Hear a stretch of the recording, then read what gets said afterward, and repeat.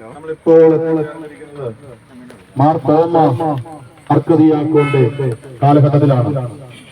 മാർ തോമ അർക്കദിയാക്കോനാണ് 12 കത്തനാരന്മാരാൽ കൈവയ്പ്പിക്കപ്പെട്ട് മെത്രാനായി വാഴിക്കപ്പെട്ട മാർ തോമ ഒന്നാമൻ.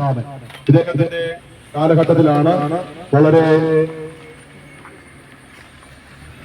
സുപ്രസിദ്ധമായ കൂനൻകുരി സത്യം 1653 ഇദ്ദേഹത്തിന്റെ കാലഘട്ടത്തിൽ ആണ് അന്ന് നടന്ന വൈദേശിക ഭരണത്തിനെതിരെ ഉള്ള ഏറ്റവും ശക്തമായ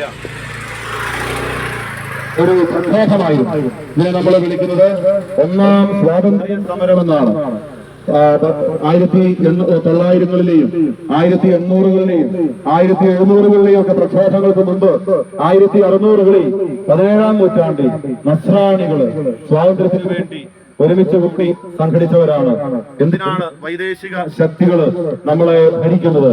അവര് ഇവിടെ വന്ന് നല്ല കാര്യങ്ങൾ ചെയ്യുന്നതിന് കുഴപ്പമില്ല.